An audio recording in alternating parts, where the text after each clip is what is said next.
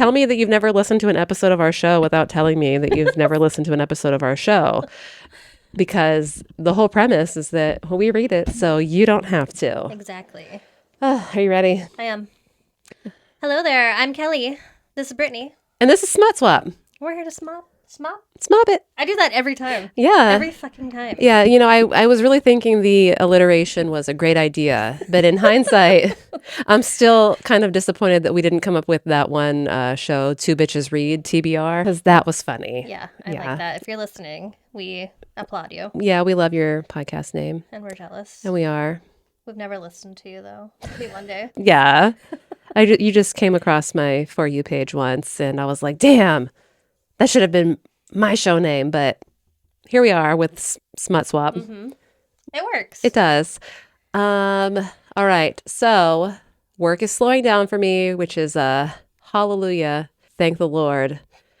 I can't take it anymore. My therapist told me that if I need to see her before our meeting next week, I just need to let her know and that I can text her at any point because my anxiety's been heightened and not just because of my coffee this morning. Yeah? Yeah. Oh, I wonder what's going on. Oh, it couldn't possibly be the state of the world. What's going on with you? I mean, your hubby's birthday's tomorrow. Hubby is turning the big 4-5. Woo woo! I told him today, I'm like, I had to send in something for a refinance and I had to list the household and ages and I already put 45. I'm like, I aged you prematurely. Sorry. I am so sorry. What a scandal. Otherwise, work is chaotic. Mm-hmm. I'm down employees. The internet wants to not work on random fucking days. We have meetings that can be email. Sorry if my coworkers or upper management are listening, but I'm fucking tired of it. She's tired of it. It's just exhausting. It really is. And then I'm trying to read. Yeah. I have softball taking over. This is literally Monday through Sunday. It's oh 7 days a week. 7 days now. a week. Yeah. So it's like 6, almost 7. And we're just now getting around to this because Kelly's life is softball. For how much longer? I mean, middle school ball only goes until mid-October. But then her new travel team, we have tournaments. 2 in October. Oh my God. We have 1 in November. We have 1 in January, another in February. And that's in Iowa, the one in February. Ooh. For Valentine's Day? Mm-hmm. I might come with. Yeah. Okay. Come along. Yeah. If I don't have the kids. We're off that Monday for one of the holidays. President's Day? Yeah. Yeah, okay, that'll be fun. Could be Are we driving? Yeah. Oh, let's do it. What are you reading? Oh, so I'm so glad. I'm so glad that you asked. I'm reading The Roommate Risk by Talia Hibbert. I don't know if I've ever talked to you about Talia Hibbert. She wrote Get a Life, Chloe Brown, Act Your Ave.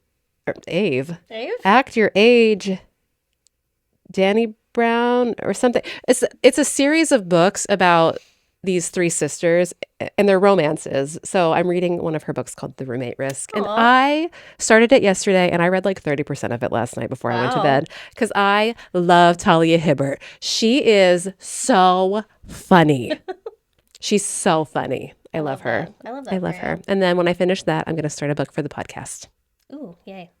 I'm reading The God of the Woods I have by that book. Liz Moore. Have you read it? I have it. I haven't read it yet. I'm waiting for the audiobook to come through so I can double dork. So there was a book that you let me borrow that took place at a summer camp, and it jumped back and forth between present. Yes, it's called The Last Time I Lied by Riley Sager.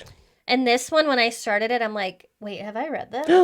It's not identical by any means. Similar. But when it was like the summer camp and Girls go missing. Certain character, just one girl. Oh, but, okay. So I will like it then. But it's written really well. I've heard really great. Really, really well. So I want to say that before I like canceled my Book of the Month subscription, that The God of the Woods was Book of the Year. Oh, wow. I've read good things online. Yeah. Like the reviews are really high. Yeah, like I think that it won the Lolly, which is, I mean, amazing.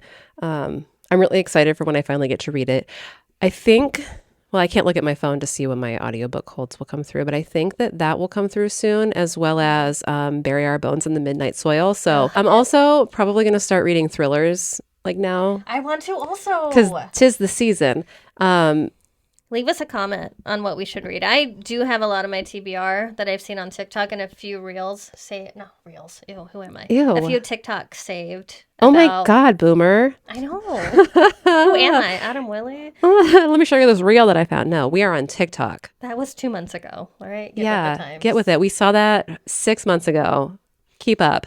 What did you see? What ones did you see? Because Lisa Jewell has a new one. I'm not going to remember. And I ordered it, and it's in my room over there. Yeah. And then Riley Sager has a new one, and it's over there. I saw that. And then Elsie's book from the Wild Love series, Rose Hill. It came out yesterday, so it's probably waiting in my mailbox at my other house because I pre-ordered it when I still lived at my old house, and so that's probably there. And then also Lila Sage has a new book coming out this month called Soul Searching, and I'm going to read that for an episode of this podcast, and I don't care if anybody wants to hear it. I'm reading it because I love her. I'm here for it. Done and dusted author, by the way. Oh, okay. We love her. Yeah. Anything else that you're reading? I'm still reading that damn Grady Hendrix, My Best Friend's Exorcism, but I did almost I'm like a third of the way through it because I read it over the weekend. Oh, okay. I wanted to finish it, but I did not. Well, I didn't have much time. You really don't have much time. She was baking bread over here like a fiend. I know. She's flooding my damn house. Flooding her house, baking the goddamn bread. Making that bread. If you saw on the TikTok, flooded the basement. Quite literally making bread. Not like the youths say. Making literal bread. Sourdough. With Blanche Deverdeau II. Yes, she's doing well. She's doing great. Okay, should we get started so that you can get home to your husband before? It's not going to happen, but it's fine. It's fine. All right, so we read for our Smut Clurb, Mile High by Liz Tomforde. Is that how you say her name? Yeah, Tomforde. Tomforde? I didn't know if we No, I think the an E A. is silent, but... And this is part of her Windy City series. Yep. There are 5 books. This one's hockey. Yeah, there's another NBA, baseball, and more. So. Oh, I know that the last book is Rico's book. Or Rio? No, his name was Rio. Not Rico. Rio. I think you're right. Yeah, with the boombox. It's Rio's book, and I really liked him, so I'm excited to read his. Of course, I know that one of them is about her brother. Yes. I might read them. I enjoyed this. I probably will because I know that this is Elizabeth's favorite sports series of all time. Really? She was raving about. She didn't like this one very much, but she was raving about the rest. So. And I really like this one. So I'm if I liked this, I'm gonna love the other ones too. Okay, well, I'm glad that you really liked it. I tolerated it. You can follow me on Fable for my hilarious reviews. My only complaint is this. The male narrator, when he would do the girl voice when Stevie was talking, it reminded me of White Chicks in the way that the Wayans brothers talk like basic white girl. Oh my God. I could only picture them. You just pictured Damon Wayans over here as Stevie. It's like those, have you seen those TikToks where it's who I'd cast in my favorite series, and it's the man, and then it's always a picture of them, and it's just Damon Wayans for all of the women. That's so funny. Oh gosh. Okay, so Peach is excited. She's also excited picturing Damon Wayans. Oh, I did look up content warnings. Oh yeah. So the content warnings are... We have a little bit of fat phobia and body shaming. Body shaming and body dysmorphia. Panic attacks, suicidal ideation, which I don't recall. Emesis, so puking. If you didn't know what that was, I had to Google. Alcohol consumption and drug use. I don't remember any of that except for the panic attacks and the body dysmorphia. Yeah, I remember the alcohol because they get drunk when they win. Sorry, spoiler. Oh, spoiler. They get drunk when they win. When they win one of the games. Not the big one. You want to go first? Sure. Okay. So we open with Evan Zanders and Eli Madison as they board their pro hockey team's private jet at O'Hare International Airport. These two were once college rivals and enemies, but at this point in their lives, they are the best friends. Zanders is the team's resident bad boy, while Madison is Mr. Perfect. Zanders is single, whereas Madison is married to his college sweetheart and has 2 kids. The youngest is only a week old. These men board the plane and sit in their usual seats, the emergency exit row. They are tall and large and need all the room they can get. As they sit, Zanders peruses his Instagram and has 2 messages from some hot little vixens. That's for you, Yvonne, if you're listening. Just for you. Who know the team will be playing in Denver this evening. As Z looks at his phone, the flight attendant attempts to give the men their emergency exit row speech and gets full-on sassy when Z chooses to ignore her.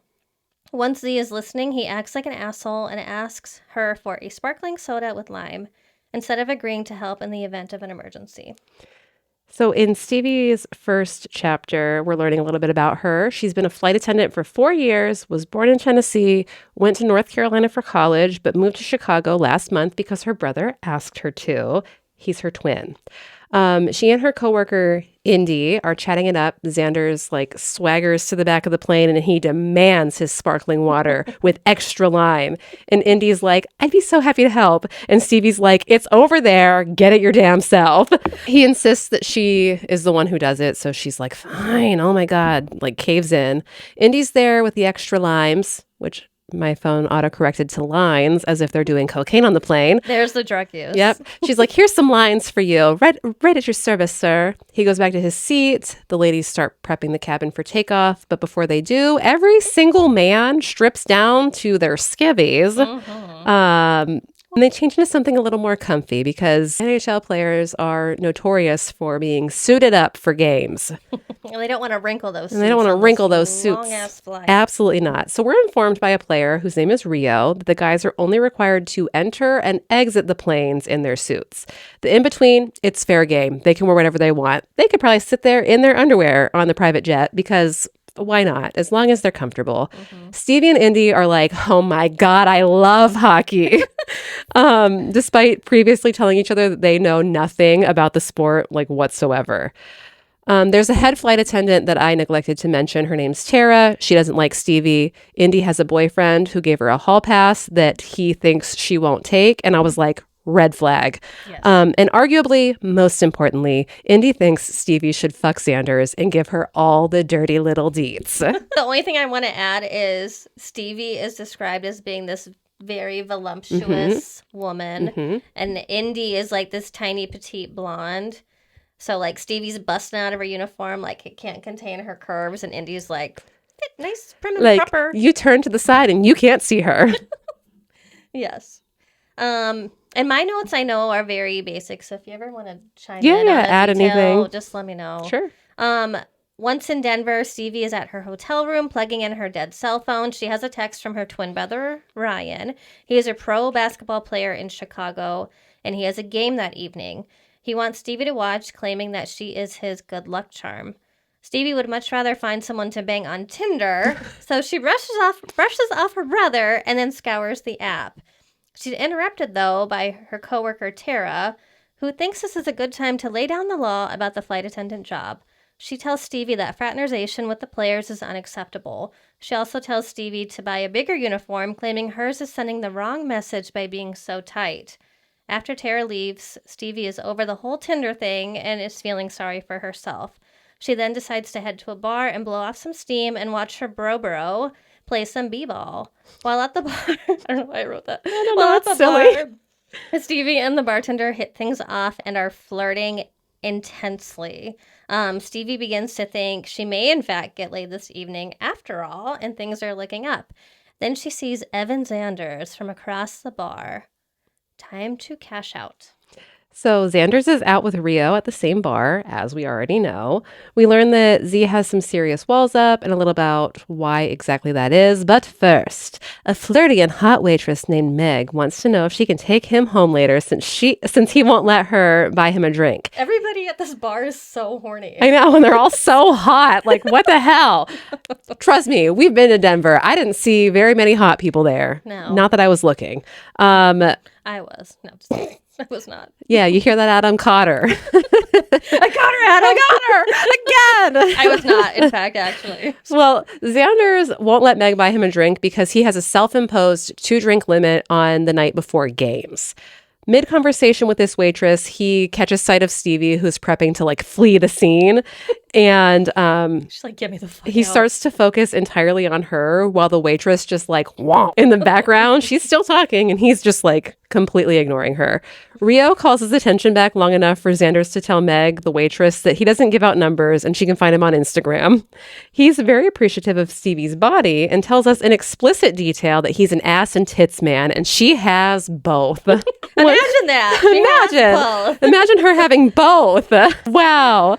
Once he's with Stevie, he tells her that he cock-blocked her because the bartender's a tool who was pinching one waitress's butt and then making out with another one while neither of them knew what was going on. Again, everybody's horny. Everybody's so horny. It must be all the weed. We learned that Stevie and Xanders like sleeping with people they never have to see again.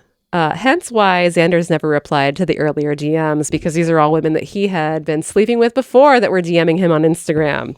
Stevie kind of tunes in and out of the basketball game during her standoff with Xanders, and he asks her if she's a Devils fan, which she blatantly ignores. He doesn't like that, but we don't have long to dwell because his older sister texts him that their mom creeped back into the picture, which triggers a panic attack in Xanders. It's so bad, he runs from the restaurant to go to a park where he calms down. His issues stem in the fact that Mommy Dearest was far more interested in trading up for a far wealthier man than being with her husband and her children. Xanders has been in therapy for 10 years to work through these issues. And by God, if I was like, oh my God, please don't put me in therapy for 10 years, but I might need it. It's fine. If you do, it's fine. Yeah. It's okay. We're going to work through it. Maybe my therapist would be like his. Maybe. And become like your bro. Yeah. As the youth say. I don't have much of note for the next chapter. I have more banter on the plane. Once back in Chicago, we learn that Xanders visits Madison's 5-year-old daughter. Is she 5? Yeah, she was a little girl. Yeah, she was like 5. 5-year-old daughter after every game and brings her a trinket from each state. Couldn't tell you what it is, though, because I completely forgot. Magnets. Oh, magnets. I was going to guess that, and then I'm like, did he want to bring magnets for the new baby? No, because he was like, the baby will eat the magnets. Ah, you're right. Yeah. See, that's why I need you. Z also has a really close relationship with Logan, who is Madison's wife. He talks to her about everything and even fills her in on the panic attack that he had while in Denver. So I have just a couple things to add. They start out the chapter having a conversation, they being Madison and Xanders, with this sports reporter. And the dynamic between the reporter with Madison is so different than the dynamic with Xanders, because Xanders' image is like this playboy, who's going to be on his arm tonight, always about his sex life and never really about who he is as a person underneath this like sexed up persona. Whereas with Eli, he's like the good guy, the family man.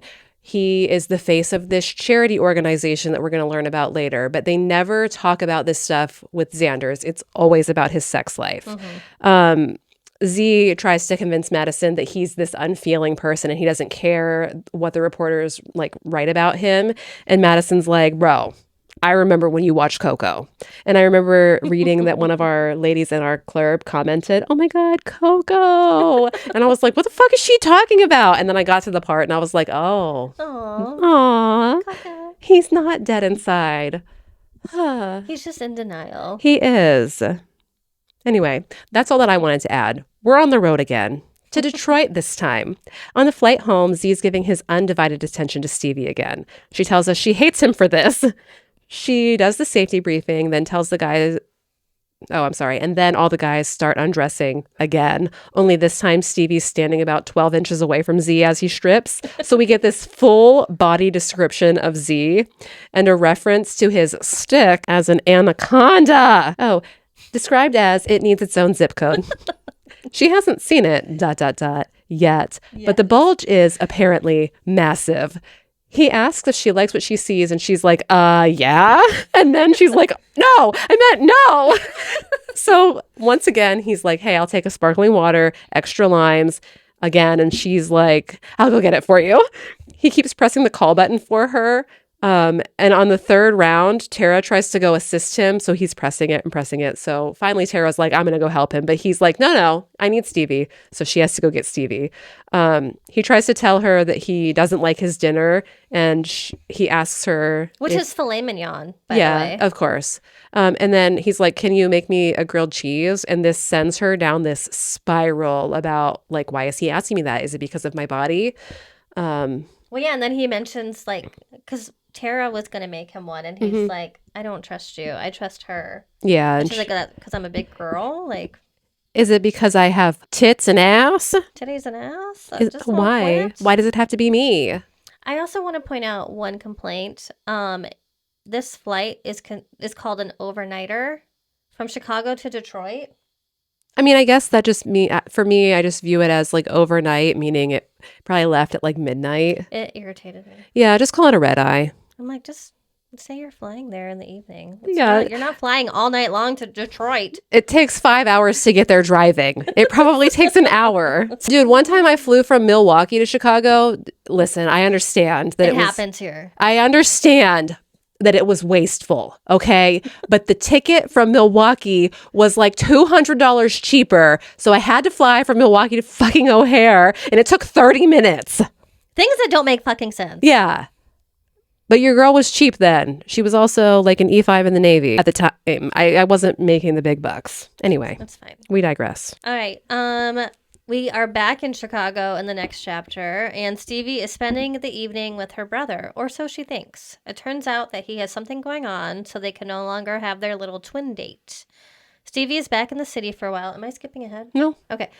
Stevie's back in the city for a while and wants to spend time with her brother. As they're chatting, Stevie's ex-boyfriend comes up in conversation. We learn that he is moving to Chicago to attempt to find work in the sports field. Stevie has no interest in seeing him and thinks to herself about why they broke up. Turns out that they dated in college off and on for 3 years. But is it Brett? Yeah, his name was Brett. Autocorrected to Brent for some reason. But Brett would always break up with her when something better came along. They broke up for the final time because Brett had been picked up to play for a bigger and better team and knew that lots more options would be coming his way as far as women. So he dropped Stevie like a bad habit. Actually, he didn't even break up with Stevie. Stevie overheard him talking to his teammates about bigger and better things. So she just straight up ghosted him. Like she was done. As she should. Stevie is empathetic to him returning, but asks that he find somewhere else to stay. She doesn't tell Ryan exactly what happened and why they broke up. Even though he does ask, she just doesn't want to talk to him about it. There's some brief talk about Ryan taking Stevie to a gala, and it ends up being for the charity that Madison heads. Ryan ends up leaving, and Stevie decides to head out to go to the Senior Dogs of Chicago, which is where she volunteers. And as she's leaving her building, she runs smack into Xander's. She slams straight into solid muscle. The reason that Ryan blew her off is because he was set up on a date with the general manager for his team's niece. So once again, I skipped over, I think, after she slams into him. I think I just skipped over something. Because I'm like, we're on a plane again. Oh, I have where they walk. So after they slam into each other, this is when we learn that their signature line whenever they see each other is, "Are you following me?" Because that's what Xander says immediately. He takes her in and he's just kind of checking her out. And she has like her messy chestnut colored curls on top of her head. She's in really old sweats that are stained and tattered. And she lives in a like swanky building with her brother, so she kind of looks homeless at this point. Yeah, she really does. And her like everything's thrifted, dirty like Jordans. I love it. Yeah. And she had just eaten a hot dog that her brother brought her from the stadium that he plays in. I don't know, whatever. The United Center, basically. Oh, I put United Center, but I thought it was wrong, so I didn't want to say it. She loves hot dogs, and there was mustard all over this thing, so she has mustard on her chin. So he like takes his hand and wipes it off of her. Yeah, as they do. And she's like, the fuck? Mm-hmm. Xander wants to know why she's in that building because he's never seen her there before. He is on his way to see the Madisons, so he's there all the time. He knows a lot of the tenants. Stevie tells him that her brother lives there, but no, it's nobody that he would know. which is not true. Mm-hmm. Xanders walks with her to the Senior Dogs of Chicago location, which is not too far away. On their walk, they discuss Xander's alter ego persona. She also had Googled him and the entire team earlier, so she's kind of telling him a few things that she found. They also clear the air over the grilled cheese comment, and it turns out Xanders had just seen her eating a burger as well as a delicious grilled cheese, and the comment was just trusting her judgment because they like the same kind of food, not because she's bigger than Indy. And also, like, who doesn't like burgers? Who doesn't like grilled cheese? Right, These are exactly. This is basic. You basic. And he looks at her and he's like, your tits and ass are banging though. Hey, I'd hit. I'd hit it right here, right now on the streets of Chicago. Oh my gosh. And then he continues to call her sweetheart, which she doesn't like, but he just does it to annoy her, as boys do. Yeah. And okay, so I missed a chapter, I think. Yeah? Yeah, because now I'm like, we're on a plane yet again, heading to Nashville. Xander's little game to piss off Stevie has continued through this flight as well. Madison tells him to knock it off and then drops the bombshell that he knows Xanders wants to fuck Stevie. And this is where I skipped to 14. Oh gosh. He even goes so far as to tell Stevie when she approaches, because Xanders rang the call sign right before Madison's little truth bomb. So she's standing there and he's like, I know you want to fuck her. When he can't think of what he could possibly need from Stevie, he simply asks, will I see you again tonight? Madison seems surprised by this because Xanders didn't even tell him about all the times that he's bumped into Stevie in the wild. Madison doesn't know about the bar. He doesn't know that he ran into her in the apartment building. In her hotel room, Stevie's getting down and dirty to thoughts of Michael B. Jordan and Liam Hemsworth. Yeah. I forgot about that. When Xanders suddenly creeps into her mind. She tells us she's been sexually frustrated because every time she goes to take care of herself, if you will, she thinks of Xanders and refuses to get off on him until tonight. Unfortunately, Stevie did not heed her brother's advice and is meeting up with her loser friends from high school who truly only care about Stevie's connection to professional athletes.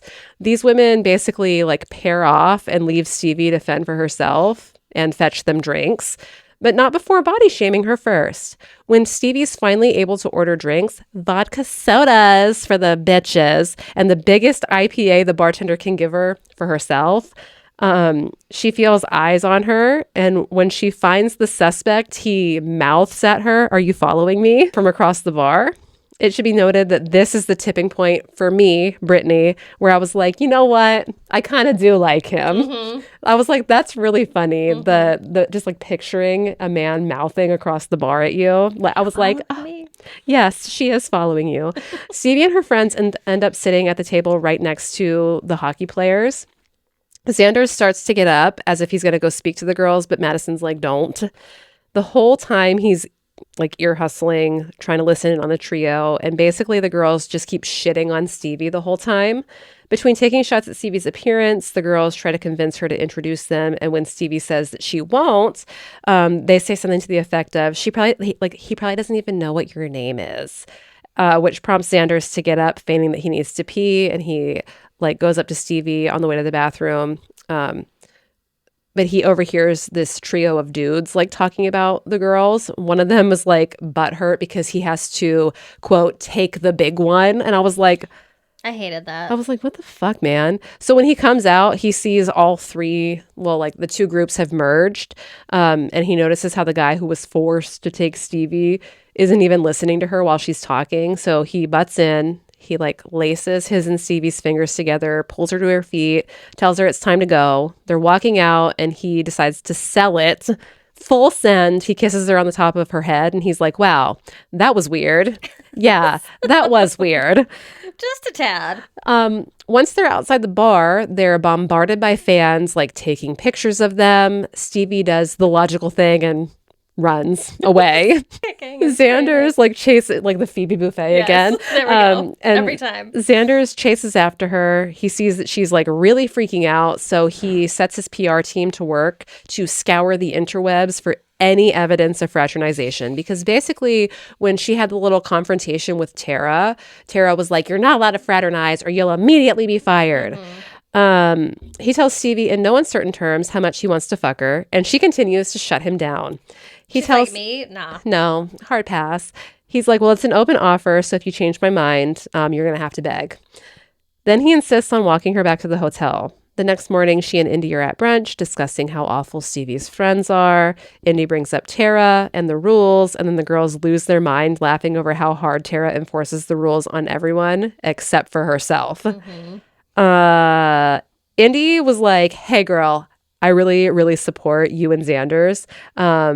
Your secret would be safe with me if it ever reaches that point. She's a girl's girl. She's a girl's girl. Then we have this short meeting between Stevie and her family where her mom can just pummels her verbally.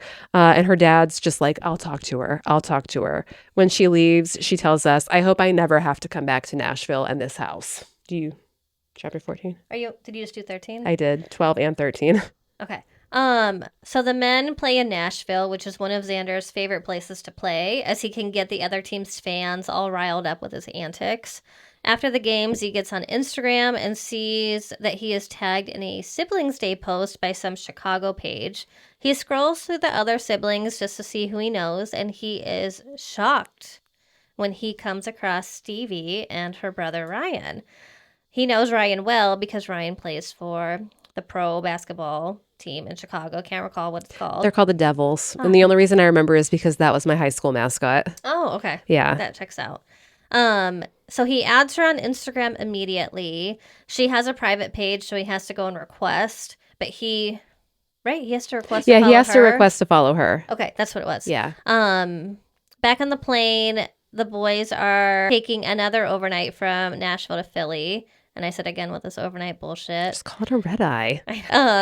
And then Z, I think he keeps checking his phone to see if she's accepted his follow request. But because I feel like he keeps looking back at her and sees that she's on her phone. And he's like, what the fuck? She's on her phone. Why hasn't she accepted my request yet? Yeah.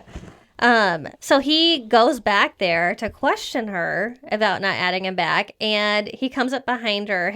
Her back is flush against him, and he grabs her phone, navigates to Instagram, accepts his follow request, follows him back immediately. And as they're standing there, I forget everything else that happened, but Stevie begins to rub herself against him. She's grinding against him. And I say that her hand begins to rub against his stick. But I don't know if it's her hand or her ass. I don't remember. But they are rudely interrupted, and I think it's Rio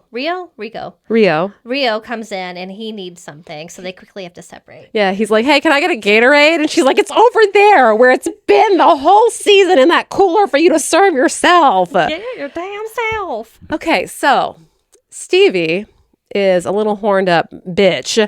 And she tittles her bit so many times on this road trip that her vibrator ends up dying mid-sesh.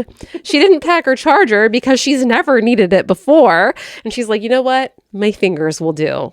Just as she's about to, she hears her phone chime with a message.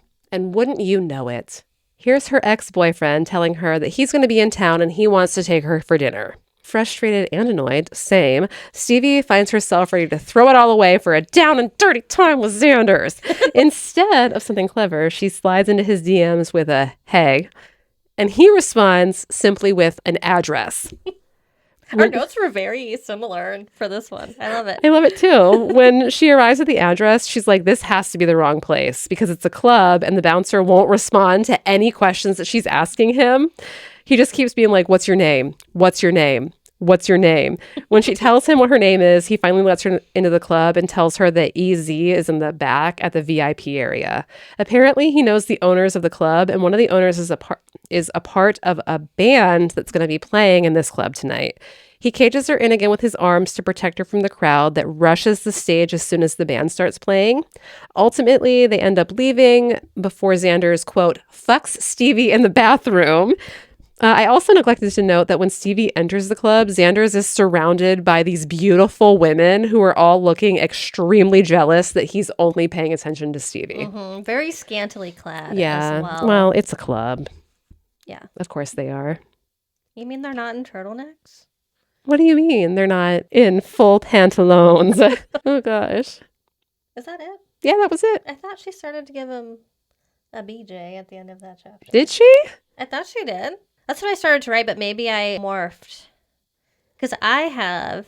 Tell us in the comments, Do they kiss? I say a kiss is shared in the elevator on their way up to his hotel room. Then things get more wild behind closed doors. Stevie begins by getting on her knees and taking his, how's that going to fit, stick in her mouth. He's naked and he's beautiful, but she's still like completely dressed at this point, which I thought was really funny. And then after some tonsil knocking, he wants her to strip. And this is when she begins to feel insecure. That's what I had. Okay, but that's... And then I go to, unless my chapters are mixed up. It's possible. This was a very, very, there were 55 chapters in this book. It was very long. So if we mix things up, you got, no, I have a little BJ action. You're good. Okay. I said, oh wait, hang on a second. I want to see what else that mouth does besides talk back to me. And I just sat on my couch like, good God. What that mouth do? Besides talk back to me. Oh my God. When he said, I want to see what else that mouth does besides talk back to me, I was like, oh, he admires her mostly naked body before demanding she tells him what she wants him to do whilst he's knuckle deep. Oh, that was my closing line for that chapter. So obviously they go to Pound Town. He actually kisses her as they arrive together, which is something that he doesn't do ever. Yes. He is not about any sort of intimacy. After they both finish up in the bathroom, taking turns, you sickos, Stevie immediately starts getting dressed. Xander's offers for her to stay and then internally is like, what? She glosses over this, telling him she's Ubering back to her hotel, so he changes tactics, telling her he will scream her name loud enough to wake his teammates if she doesn't message him when she gets back to her hotel because she won't let him go with her. As they're arguing, he's following her to the elevator, and he is butt naked following her to the elevator. I forgot about that. He sees regret on her face just as the elevator door closes, and then he realizes that he's butt-ass naked in the hallway. Of a hotel, and he's locked himself out of his room. So he's like, oh my God. He has to go over to Madison's door. He like starts pounding on it. Madison opens the door, closes the door, goes in, grabs his phone, comes back out, takes a picture of Xander's, sends it to all the guys, and then he like helps him call the front desk to get him back into Xander's room. Clearly, one night with Stevie is not going to be enough for this man because he rated her coups 5 stars. 5-star coups. 5-star coups. Yes, Stevie. Get it. Oh, God. Thank God for your notes, because I completely left that part out and completely forgot. Oh, man, that part was so funny. That was so funny. It was really funny. So funny. So the next day they are flying back to Chicago, and Stevie is not walking straight. Z has got her walking side to side. If you're familiar with that Ariana Grande song. Andy has picked up on this walk, and she's questioning Stevie about what the hell happened and with who. Mm-hmm. While Stevie is denying anything, Z actually comes up behind them at the exact moment Stevie is stating, I did not get laid last night. To which Xander responds, you didn't? Andy's head goes on the swivel, and she instantly knows what has happened. She leaves the two to chat. They agree it was a one-night stand. As they chat, Madison comes to see where his friend went. The second he sees them together, he puts 2 and 2 together and knows that they have hooked up. He gives Stevie a smirk before telling her he's disappointed in her, but not before he encourages her to keep bringing the sass. Yeah, he was like, I was rooting for you to hold out. Oh, gosh, it was so funny. So actually, one thing that I wanted to add is, he once again tells her, they're like, she's like, we said once, and he's like, until it's not once anymore, before asking her to bring him more sparkling water with extra limes. And then his proposition is that they become road hookup buddies, meaning they will only sleep together when they're at away games. Stevie's back in Chicago and back to volunteering at the senior dog shelter. The founder is yet again, did I skip over something? Almost exact. Sorry. I got excited. It's like we have one brain cell that we synced it up. The founder is yet again trying to convince Stevie to take one of the dogs home with her, but she's like, I really can't. Ryan's allergic. She returns to Ryan's apartment and she finds a note on the door from the Madisons because the Madisons live in the same building as Ryan. I don't think that we've said that yet. The note is like with some candy asking for her to participate in late Halloween since Dad was on a trip during the actual holiday. Stevie's more than happy to agree and genuinely enjoys seeing all these big burly men dressed up as Disney princesses. True to her word, Ella, the daughter, made Xander's be Cinderella. After Stevie gives the candy to Ella, she and Xanders have a chat where he points out his apartment, which is directly across from Stevie's building. She makes a comment about him being plenty busy this week with other women when he tells her now she knows where to find him when she wants a repeat of last weekend. And he tells her not to believe everything that she sees on the internet. He also calls her Stevie girl or Stevie sweetheart a lot. And I, Brittany, am partial to Stevie girl. I like Stevie girl too. Yeah. So this next chapter is a lot about therapy. I don't know if you want to read it. I feel like your notes may be a little bit better because I just skimmed over this. Nope. I literally just said therapy with Xanders, and then he's leaving to see Stevie crying on the sidewalk outside of the dog shelter. I also glossed over it because I am in therapy every week. So what I said is Xanders has been going to therapy for quite some time, since college at least. He's been dealing with this family trauma for quite some time. His mom left. We already talked about that. His dad buried himself in his work to provide for the family, so it was like they had both left him, so he felt alone. His bad guy persona comes from this, as he is scared for the world to hate him for the person he actually is. So he pretends he's an asshole so everyone will hate him for the fake reason. Xanders then leaves therapy with a goal. The goal is to allow somebody to get to know his true, authentic self. This person has to be somebody who only sees them the way the rest of the media... What? Sees him the way that... Who doesn't see him the rest of the way Yep. the media sees him. Or the public, sorry. I don't know what I'm trying to say. Yeah, After it's therapy... okay. Z runs into Stevie and she is crying on the street. He walks up and immediately asks her if she's following him, and she's really embarrassed. Calms down, they chat, and Z learns that a senior dog has just passed away, and this is why Stevie is so upset. She then takes him into the shelter and introduces him to the dogs. He meets Rosie, and the two instantly fall in love with each other. I'm sure you might have something to add. I said, then she takes him into the shelter and he meets her soul dog and instantly falls in love with the dog, of course. I think. That's all that I have. Okay. Okay, so then we are at a Christmas Day basketball game. Stevie's family came in for this. They're all planning on going back to Ryan's place after the game is over. When she gets back to Ryan's apartment, there's a gift there from Xanders, and what he has done is bought her a couple different pairs of sweatpants, and they're extremely bougie because nothing but the best high-end designer products for our boy. But he bought her multiple sizes of the sweatpants because he didn't want to assume what size was hers. And I was like, oh, there's a big fight between Stevie and her mom. It's over Brett because the mom really likes Brett and she feels like Stevie is like throwing away her, she's a Southern woman. Right. With typical Southern woman, like boomer ideology of you go to college to meet your husband. Stevie, you're throwing away your shot of ever having children because you're 26 years old and you're a flight attendant. But she had previously just been like, oh, Ryan's so young. He has time before he needs to find a wife. But when it's for her daughter, she has to find a husband. Toot sweet sister. And it's crazy because they're twins. Right. Double Standard.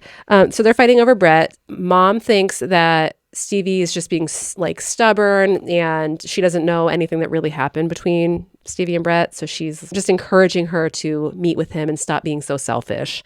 Stevie's dad is pretty much consistently the only person who like shows up for her. But the dad pissed me off too because I was like, I have this thing where it's like, you need to stand up for your kids. I don't care if it's your wife who is out here. You can talk to your partner in a way to be like, don't treat our children like you can't. There's a clear difference in the way that you are treating your son and the way that you are treating your daughter. Just call her out for her shit, you know? The dad pissed me off, but he is the only one who consistently is like there for Stevie. So I gotta grant him some grace, but he made me mad too. Yeah. Did you have anything to add? Because I literally had like 3 lines. The only thing else I have is, like, Stevie is just over being around her mom, and she looks outside and she sees Z sitting out front of his building, and she's like, all right, I'm going down. I'm going to grab 2 beers and meet him out front. So then we cut to Z's perspective, and he is not having a great time either. His sister and dad are in town, and being around his dad has not been the best for him. He tends to spend family holidays like this to himself. He and his sister are having a little bit of alone time, and she happens to catch him looking at Stevie's Instagram. Instagram. I don't know how to speak English It's anymore. okay. He comes to complain. What? I don't know. This was my talk to text. I normally edited all of these. I just didn't edit this slide, I guess. So they're looking at Stevie's Instagram and they're both bonding over the fact that she has a dump truck. Hell yeah, ass. because Lindsay, his sister, lesbian. Yes. Z opens up and tells her that he bought her sweatpants for Christmas, and his sister is like aghast with this news. She tells him that she would probably think not so great things if one of her girlfriends were to get her sweatpants for Christmas. Stevie comes up. She's wearing the sweatpants that Z got her. She also makes a comment, "Are you following me?" And then also makes a joke about him crying out on the front steps and how awkward that could be. They chat about each other's evenings, and they both kind of confide in each other about dealing with family. So she also calls him Z while they're talking, and he tells her that he likes it when she calls him Z and reminds her that she screamed it as she came all over him. That was something that I just needed to add. In case you missed it, this is a smut podcast. On the road again, and Xander's is in a heated argument with his agent, who is pissed that he wants to shed the bad boy image. Madison's like, "You should fire him," which is crazy because he represents Madison too. Whatever. Talk shifts to their little gala. Madison tells Xanders to ask Stevie, who tells him that she can't go with him. She's going with Ryan.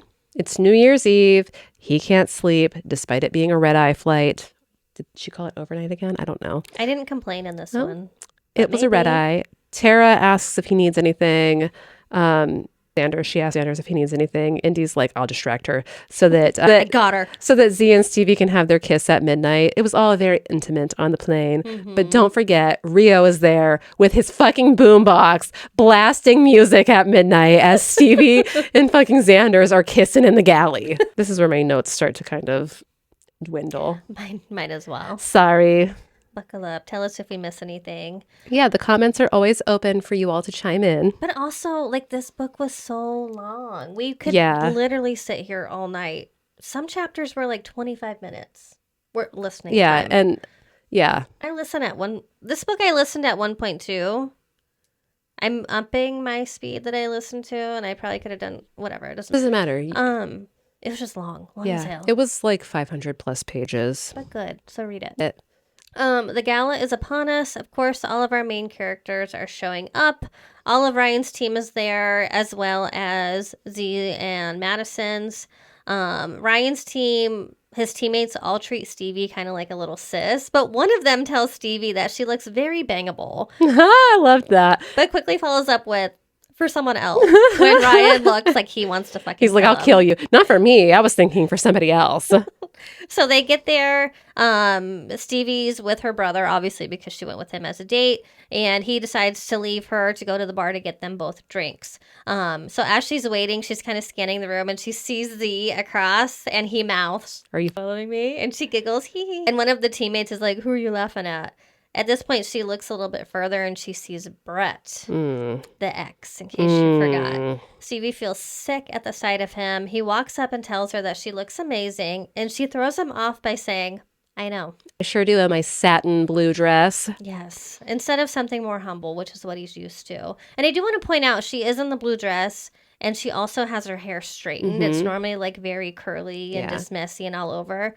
Brett likes it straight, so he's like really intrigued when he sees her. Yeah, let's whitewash her. Seriously.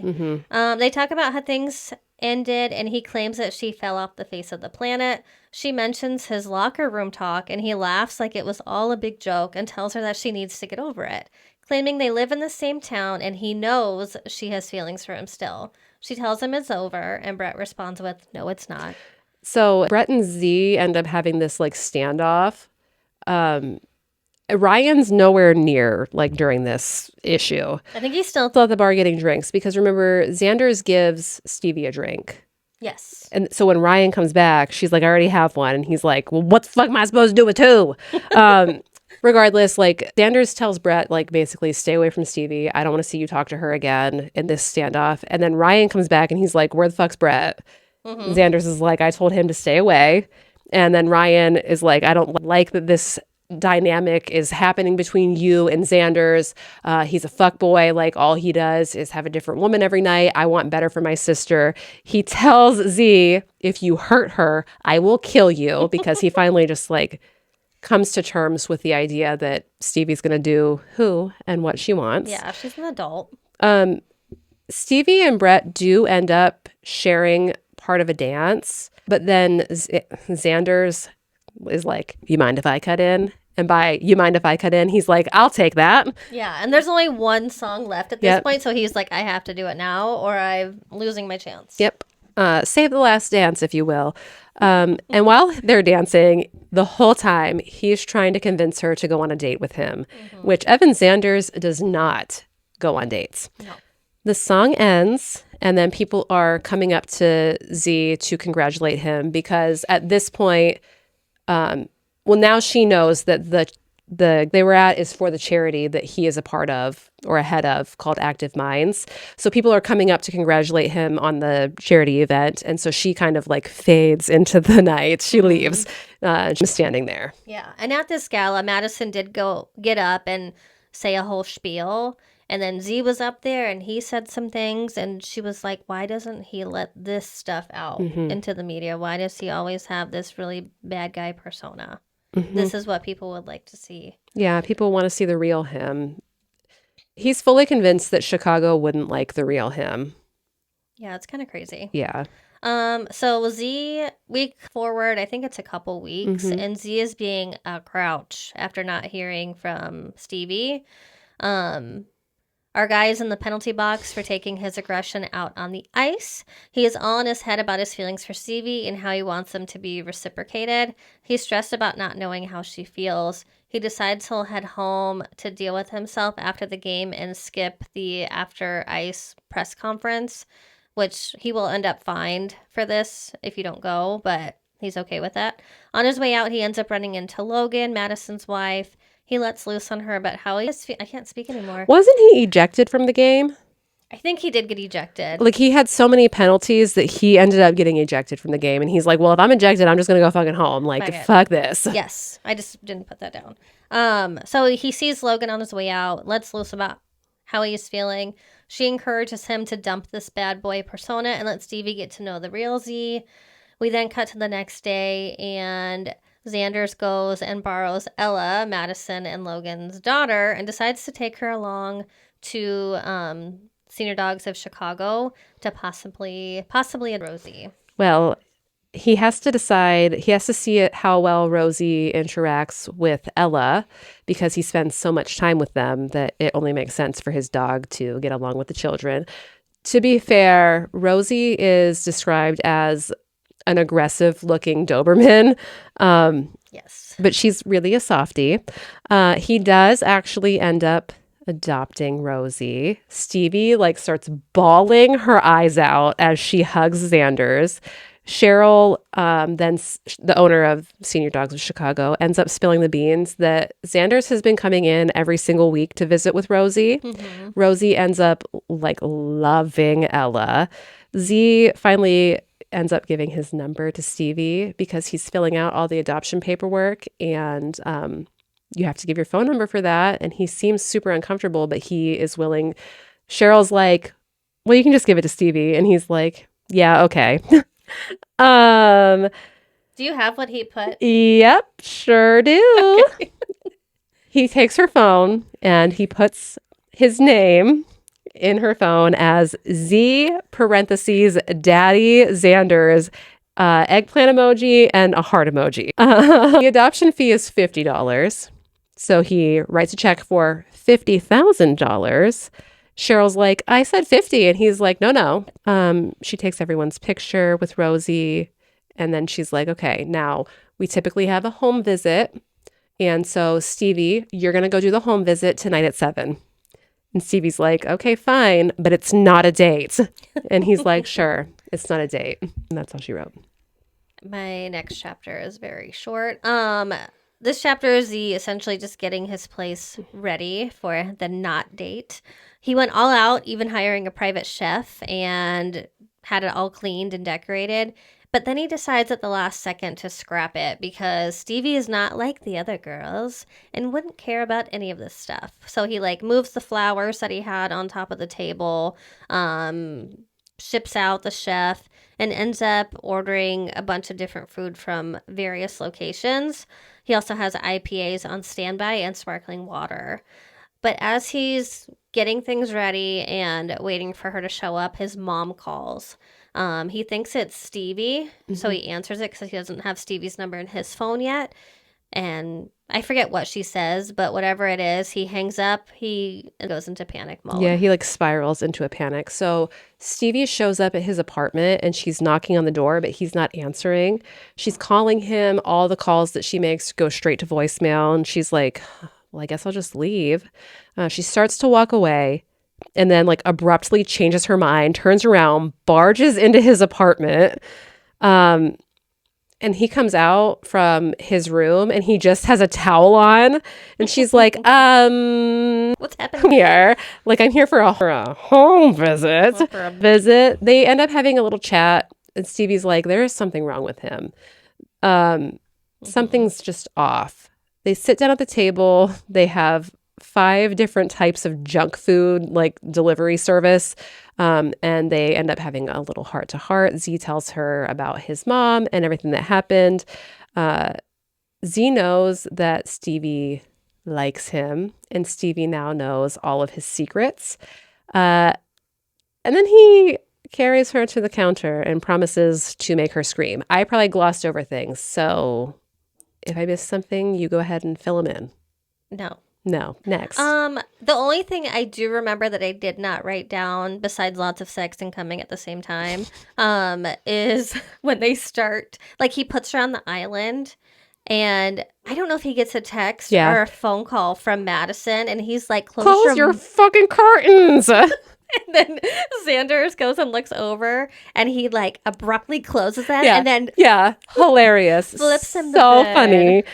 Yeah, I wrote that in my notes. And I do think at this point, so the first time they hooked up, Stevie would not let him go down on her. But whilst on the counter, she finally concedes. And she's like, oh, hell yeah. She's like, oh, fucking yeah, brother.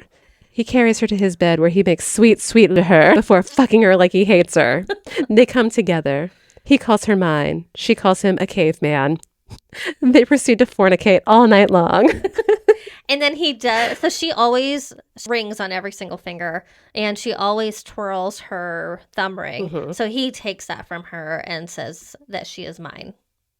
Or tells her that you're mine. Yeah, and then he continues to wear the thumb ring on his pinky. Yes, and then they continue to bone. Yep, fornicate all night long. All night long. I hear my dog barking too. Sorry about my dog. She likes to bark. All night long. There's a group FaceTime the next day with the whole fam. She was going to go home and he was like, I have a computer. Just do it at my computer. Mom is berating her over Brett. And give it a rest, Mom. Literally, Brett sucks. And Xander's is kind of like, he's trying to give her space, but he can hear everything that's going down. So he walks up and closes the laptop while Mom is going in on Stevie. And he's like, no one's going to talk to my girl like that in my house. And I was like, oh my God, a man who will stand up for you. And oh my God, they end up having more heart-to-hearts, go back to his room, and he asks her to have a seat, on his face. I love it. That's how I ended mine too. The chapter ends with Z convincing Stevie to sit on his face. Would you like to have a seat on his face? And then we have lots of sneaky sex in the next chapter. Whilst on the road, Z has snuck Stevie into his hotel rooms. I couldn't tell you where all they went, but she has been in every room with him. When they land, they're like really sneaky. Stevie's like, bye, Indy, I don't need a ride. And like hides around the corner. And then here comes Z in his G-Wagon and picks her up. And they're going down the road. He pulls over and they end up banging right there on the side of the road. So I know that they're going the opposite way that we would come from O'Hare. But all I could picture was like that little like turn off where you get ready to get on the 94. And I was like, right there on Mannheim Road. I know where you are. He even ends up tying her scarf because she has like the little flight attendant scarf on her neck. He ties her wrist as she rides him in the passenger seat. He tells her that her body is his own private version of heaven, and she tells him that his hand around her neck, because she's in the choking, because she's into... what the fuck did I write? His hand around her neck is her favorite piece of jewelry. Yeah, he also uses her vibrator on her during this scene. Oh, yeah. Ryan and Stevie end up finally talking about what happened between her and Brett. 2-for-1 special with talk of mom as well. So she also spills the beans on exactly what their mom has been doing to her whole life. Ryan realizes that Xander's isn't the piece of shit that he thought he was. They're interrupted by Indy, like showing up at their house being like, I found my boyfriend in bed with somebody else. And this part was really funny because she is bawling her eyes out like raccoon eyes, and she notices Ryan and she's like, why are you hot? She tries to convince Stevie to have a single gals night on the town, but Stevie's like, well, I would love to, only I'm not single. So Indy starts freaking out, overjoyed for Stevie and Xander's that they're official, and they decide on a girls' night in with some eye candy for Indy in the form of Ryan. That will work. I want to That'll say work do. and do at the same time. That'll do. The next chapter is just date day in the city for Z and Stevie. So Stevie takes him to a thrift store. Ends up getting it's a vintage jersey for the team that Ryan plays for. It was a vintage Devil's Windbreaker. Oh, a windbreaker. Okay. And then Z takes Stevie to a jeweler and gets her new rings for all of her fingers except for her thumb. Later in the evening, they are snuggling, and Stevie's kind of passing out while she has her head on Z's lap, and Z starts randomly thinking about his dad. I don't know what all is said, but Stevie actually encourages him to message his dad. So he sends him a text and says that he misses him. His dad instantly responds that he misses him too, and that he's ready to chat when he is. And then he adds in that he loves him at the end. And Z ends up just crying silently on the couch. And he tells Stevie that picking her is the best decision of his life. And then one thing that I wanted to add for this is that Stevie is like falling asleep on his chest and she's like, you're feeding me too much. And then she starts listing off like all these restaurants that she wants to try in the city. So he's like, go ahead and make a list in my notes app. And so she pulls up his notes app and she sees all these folders with like different city names. And she's like, what the fuck is this? And he's like, that's where I keep my list of women for each city. And so she starts clicking through the cities and she sees different notes that he's made about her while they were in the various cities. And I was like, okay, that's kind of cute. So he's bless you. He's changing over his fuckboy ways and just being a simp for his girlfriend. Right. At this point, I was getting like pissed off. When she found the notes, I'm like, oh, hell no. Literally, I would murder. Is this a third act conflict? But alas. It's not. Just wait. Stevie and Logan end up bonding at a hockey game that they're at. Logan talks about how happy she is that Stevie's with her because some of the wags, they just don't jive with Logan. We all know what wags are, right? Wives and girlfriends of professional athletes. She also expresses her happiness that both Z and Stevie are like so happy together. And that's all that I have. And I completely skipped that chapter. Oh, good.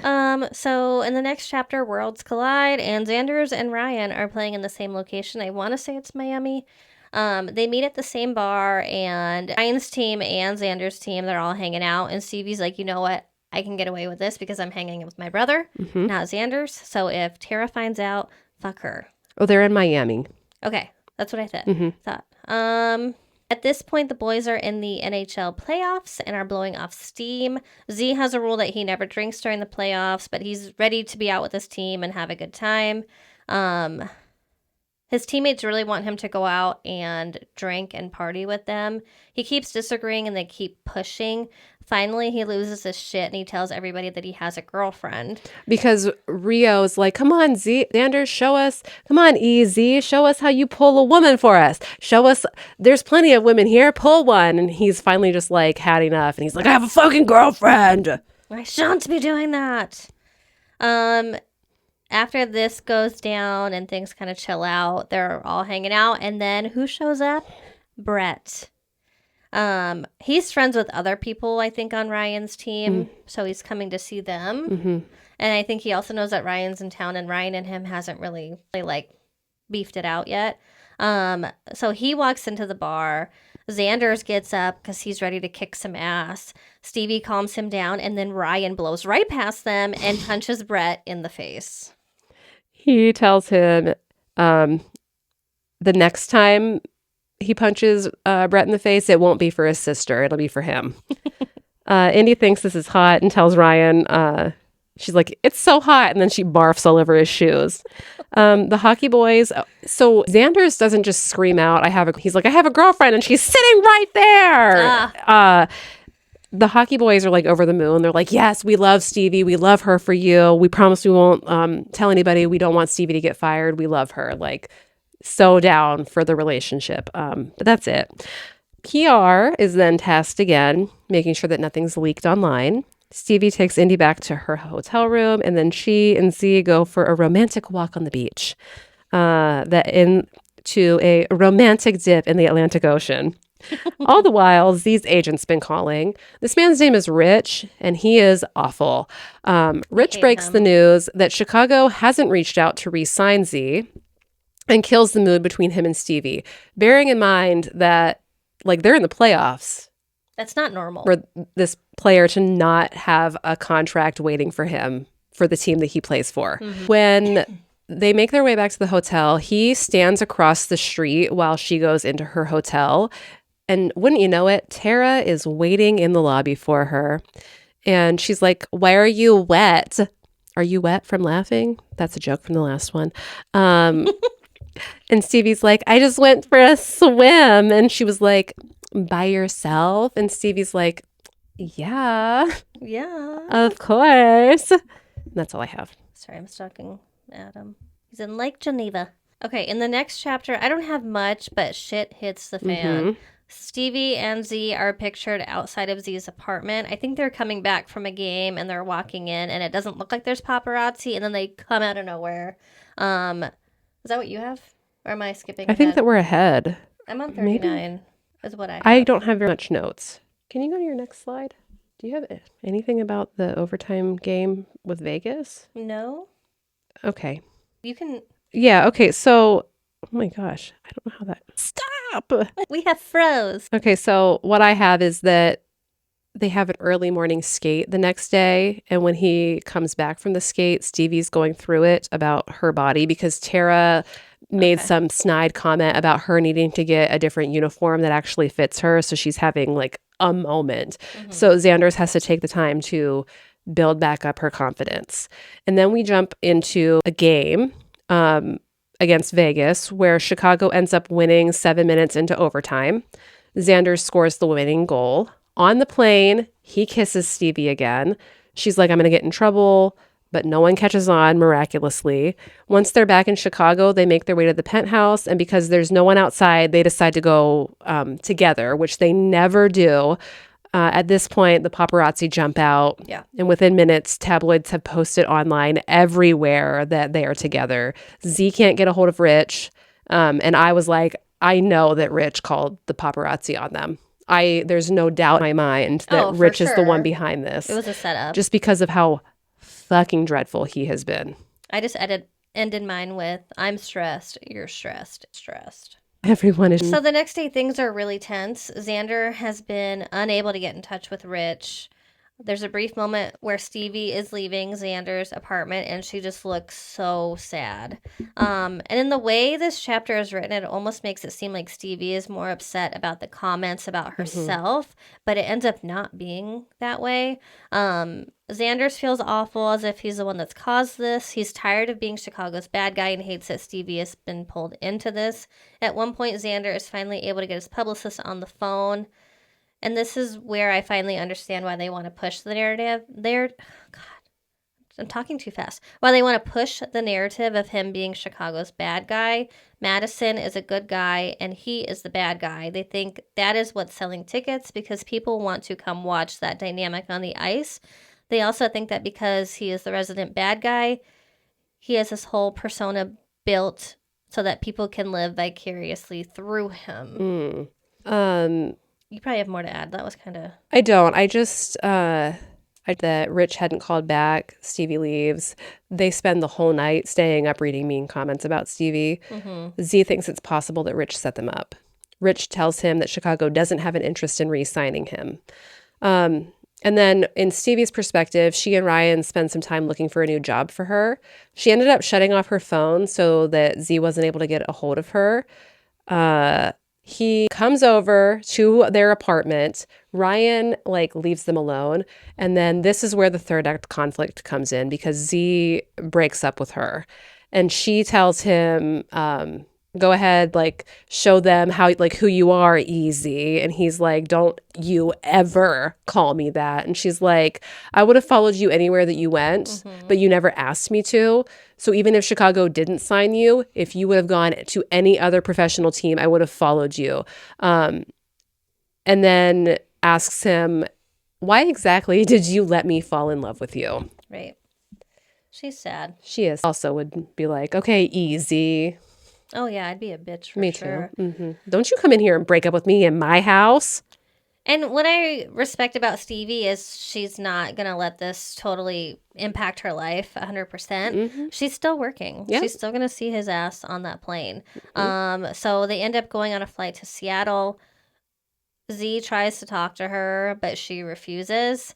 Once in Seattle, Stevie gets her hotel room, and she doesn't leave her room. Her dad texts her to check in on her to see how she's doing, and then surprises her by showing up at the hotel.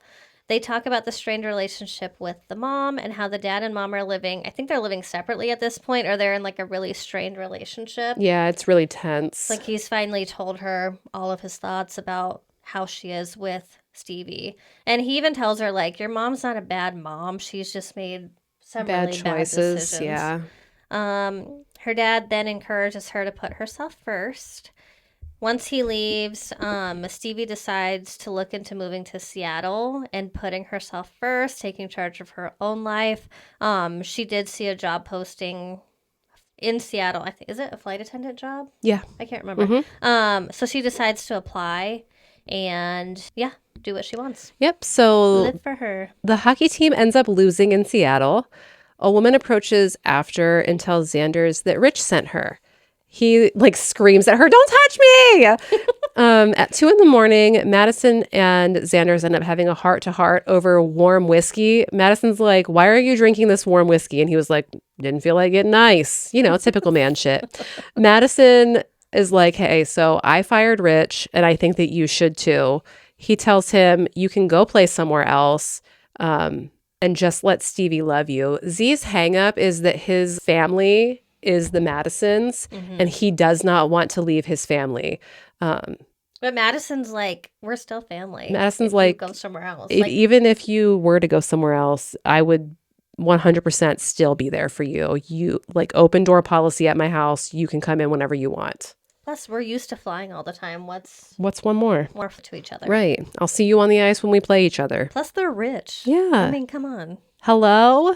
He has a G-Wagon. I mean, damn. They live in fucking penthouses. Yeah. In Chicago, those shits are not cheap. No.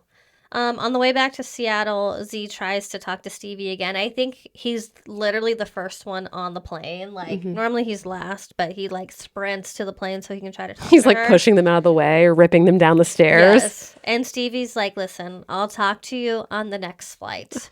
Turns out she has taken the job in Seattle and there will be no next flight. A few days later, it turns out that Stevie has been identified in the pictures, and Paps are waiting for her. Her brother finds her at the Senior Dogs of Chicago and warns her and says he's going to walk her home. I think he even brought her a trench coat to put on. Yeah. Once they get into the hotel, Stevie has this awakening and she's like, fuck this. Instead of running and hiding, she stands up to them. She rips off her jacket. She goes outside and tells the paparazzi that she is not there to answer any questions, but take all the pictures you want because this is me. This is who I am. She also goes in on them about their perception of women because of all the comments. There are rude comments about her being a bigger girl. and she really didn't appreciate that. She says she has a woman's body. She also goes on to talk about people minding their business. She also tells them if they want to follow her around, she works at a senior dog company and they're always looking for volunteers. She's like, yeah, come walk some fucking dogs because we always need volunteers. But as she's like yelling at the paparazzi, Xander's is standing across the street, like watching. And there is a moment where both he and Ryan are visibly proud of her for the way that she stands up to the paparazzi. In the next chapter, Xander's fires Rich, and then he talks to Lindsay about what will happen next, as well as Madison about what will happen next for him. I don't have anything else, but I don't remember if we find out now that Chicago. No, not yet. I don't even know if I wrote that down, honestly. So in this next chapter, Stevie is leaving to fly to Seattle. So she's walking out of the building. And as she's walking, she sees this lady walking across the street who looks just like Xander's sister. Mm-hmm. She kind of looks at her. She's like, why do you look familiar? Realizes it's Xander's mom. So she reads this woman the riot act. Well, she's calling out to her like, Lindsay. Yeah. And the one acknowledging her. And she's like, what the fuck? Like, we've met. We're friends. We're cool. Like, why is she ignoring me? And then she realizes that it's the mom. So she reads her the riot act, explains how much she missed out on and how she did Z a favor. She tells her that man is the best person I've ever met. And he got to be that way because of you. I can't believe you would leave him at the young age of 15 for another man just because he made more money. And as she's doing this, when she said her piece, she gives her the double bird and walks away. Meanwhile, Xander's is looking down from above. She's like, I gotta go wait for my Uber again. So he and his mom have a major confrontation. He expresses every bit of pent-up anger and disdain he's held on to for the last 12 years of his life. Then he kicks her out of his house and gets ready to go see Stevie on the plane. She's not there. Someone named Natalie is there briefing on the exit row. And he then is like, oh my God. So he approaches Indy and he's like, Indy, where is she? Was she fired? And Indy's like, no, she quit. She's going to find a job in Seattle. She's looking for an apartment right now. He's like, who the fuck are you, Natalie? Natalie, where's my girl? Do you have where he went to Ryan's house also? No. Okay. Because he did end up, once he got back to Chicago, ran over to Stevie's apartment. I think it's literally the middle of the night and he's pounding on the door. Oh, yeah. Ryan comes out, tells Xander's that she's in Seattle. And then somehow it comes up that Z has fired his agent, and the fact that he would do this over what's going on really proves to Ryan that Xander's loves Stevie. Mm-hmm. And then we are getting to the Stanley Cup playoffs. Mm-hmm. Z ends up skipping practice, drives to Indiana to talk to his dad and make amends. This is a part where it's like they've both separated and they're both going through some growth independently. Yes. He ends up going to this bar that it's like a small town where he's from. Everybody knows everybody. His dad always goes to this bar. If he's not at home, he's playing pool. Mm-hmm. So he finds his dad. They talk things out. His dad explains what happened. I don't have a lot of notes. Dad tells him that he has a girlfriend. And yeah. That's pretty much the entirety of this chapter. Yeah, Xander's ends up giving him tickets because I think there's only one game left for the Stanley Cup playoffs, so he wants his dad to come this is the finals. Not the playoffs. Like, they've made it to the finals. No, that's what I meant. Like, there's one game left for the Stanley Cup. Oh, yeah. This is the final round of, like, the game. So, so he got a ticket. And then Stevie comes home from Seattle, and she has a talk with Ryan, who tells her, Z fired Rich. He's like, hey, he came by. He had a note, and there's a ticket to the last game. I really think that you should go. So she does. But I don't have anything else. That's it. She hated Seattle. She did hate Seattle. Which I hate that because I love Seattle. I've never been, but I know that I'm going to love it when I go there next year. Washington State's amazing. Where am I? At one point, Ryan and Stevie have this exchange where she's like making this weird face, and Ryan's like, "You're not over him, are you?" She was like, "Is this if I said no?" Question mark. Do you have this? I about have the game that they win. So Xander's and his team Spoiler alert, they win. win the big. If you like hockey, look it up because there's a lot of drama during the last period. They like pull one of the goalies and blah blah blah blah blahs to Madison, and he hits the last puck into the goal. It's a gay old time, is what I wrote here. During their celebration on ice, I quit. You know what? I can't speak anymore. We do this for free. Going You can't quit. We voluntarily do this. Fuck. So there's a big celebration after the Stanley Cup where everybody gets a chance to like hold the cup. They all skate around the ice. They're all kissing it. It's a whole big thing. Families go down on the ice. Yeah. So Z is looking for Stevie because he got a ticket.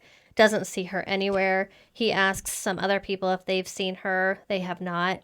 So he's getting a little down on himself, and Logan sees this, and she's like, look what's around you. Like, your dad's here, your sister's here, we're here for you. And this kind of opens his eyes. Like, I have this family. But like, it's his fault because he didn't give Stevie a ticket to get her into the family box. He gave her a seat where she would not be in the center of attention. So she physically cannot get down to the ice. Like, she stands up on a chair, like, excuse me, I need to get down there.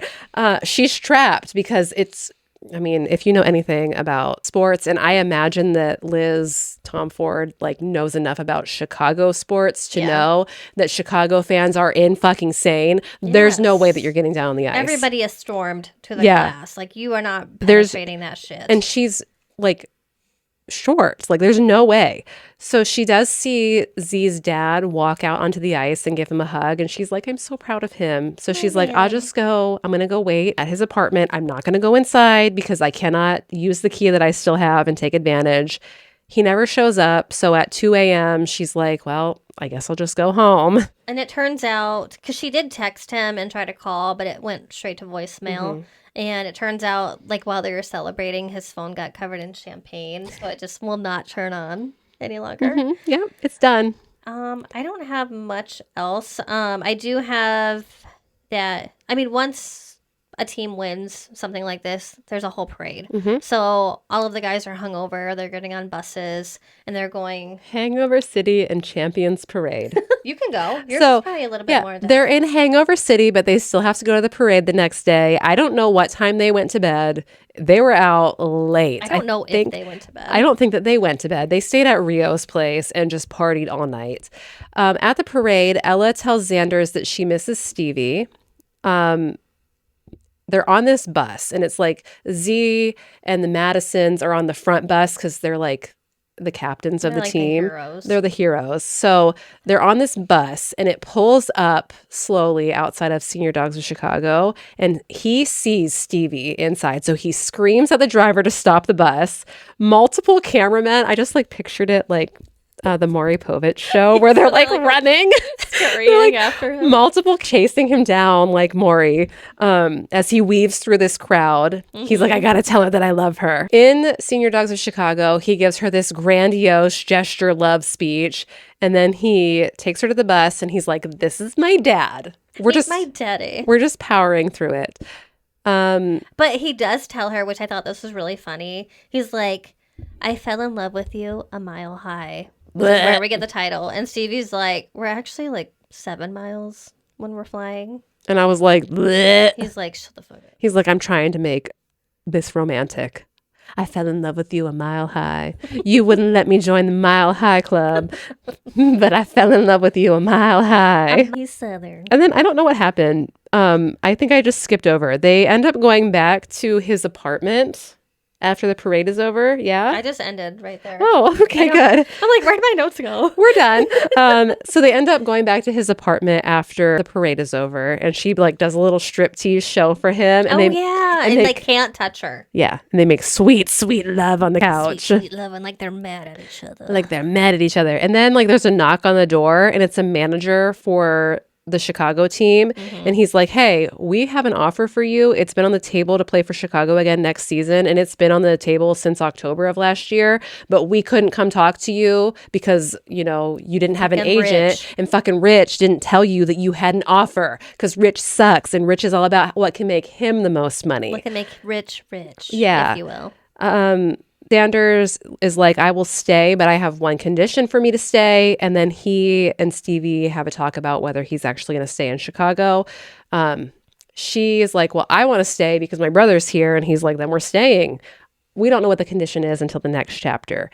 The deal that Xander's made is that the Raptors, the hockey team, will have like some sort of deal with the Senior Dogs of Chicago. They like completely renovated the space so that it could be a little bit nicer.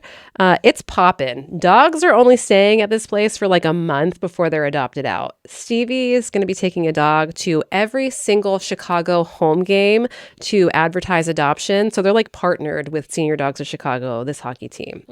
Some of the dogs are going to be therapy dogs working for the charity that Xander's and Madison started, which was called Active Minds. Z is also working on an engagement ring for Stevie, which he conveniently had her wedding finger sized when he was getting her those rings way back when. Tara, as it turns out, was also fired for fraternization, and Indy is now in charge. Yes. And she's moving in with Ryan. Aw. And that's all that I have. Don't know where from there. I don't think that he proposed to her in that book.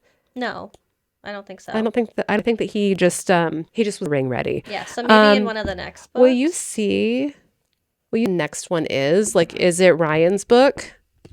Ryan and Indy? I think so. It follows Ryan, the captain of the Chicago Devils NBA team. I want to read that one. I've heard a lot of really good things about the baseball one with Kai and Miller, which is a single dad, which we all know that Brittany will destroy that book because Brittany loves a single dad romance. Some of the ladies in the Smut Clurb really love this book. Brittany was not a huge fan. It was like fine. So, no, it was fine. I think I gave it like 3.25 stars. I think that I need people to cool it on describing things 100 times because I get it. Her eyes are blue-green. And you know who else has blue-green eyes? Me. Me too. And I'll gouge them out of my head if I have to read it one more time. Yasmin. Cherkowy? Yasmin. I just finished, and I love this book with all my heart. This will be a recommendation to everyone who will listen. Age appropriate, of course. Yasmin, we love you. Kristen S85. Ooh, hey, 40. Woo! Rated and reviewed the book 4 stars. Joanna, loved this book. Can't wait to rest. Did you rate it twice? Oh, 5 stars. And then Belle gave it 5 stars. I picked up this book mainly because I'm born and raised in Chicago. As a hockey fan, I did enjoy the book and the storyline. The characters are very likable. There is clear progress made throughout the book, which I really enjoyed as well. I also agree that there was clear growth with the characters, and I appreciate that. I would recommend this book to someone in a reading dump. I think it means slump. Or anyone looking for a new recommendation. And I think I gave it 5 stars as well. Kelly. Oh my God. Generous, but I could be wrong because we know how this brain works. Kelly, a 5 star. She's just willy-nillying out here with her 5 stars. I had a 5-star read though. I did do 5. I didn't leave a review. I read Silver Elite by Danny Francis, and I rated it 5 stars. It was like grown-up Divergent. Ooh, I want to read it. I loved it. I bought it. Yeah? I bought an ebook version of it, but I bought it. I may save that for November. I really want to start. The next one comes out next year, and I pre-ordered that on my new reading device as well. I cannot wait. I bought Silver Elite because I'm going to reread it before the next one comes out. I love that for you. That shit was so good. I read it in like 24 hours. I know, you were telling me. That shit was I want to so read good. this too. That shit was so good. Read it. I don't care if it was written by AI. I mean, I do. AI did great. I do, but it was really great. I loved it. Okay. I genuinely it was very reminiscent of my dystopian era. Yes, I still love dystopian. I loved it. Yeah, that's that. You can follow us on all of the things: YouTube, Spotify, Apple Podcasts. We will link them below. They're linked below as always. The Smut Clurb is also down below in the description. We have like 170. Yeah, it's crazy. I'm like, all of a sudden, random ass people. And will be also, in there. if all these bitches that were in the Smut Clurb would just follow us on channels, we could make progress towards monetizing this shit. put a comment in there that we read out the reviews on our podcast. Hopefully that'll give us some follows. Yeah. I mean, we are going to give away something. Eventually. Once we hit 500 followers on the TikTok. Yeah, eventually. I need to start posting on there again. I've been a little burnt Busy? out. Well, I mean, you have this job. I have the boys podcast. I have my actual job. I am a full-time single mom right now because my husband is not here. Mm-hmm. Yeah, it's been rough. That's a lot. Yeah. I tell her I'll help, but then I don't have any fucking time. Yeah, she also doesn't have time. So I'm just doing my best. Follow both of us on Fable. Follow both of us on TikTok. Follow our joint TikTok. We'll see you again soon. Yes. Love you. Bye. Bye. Bye, Tony.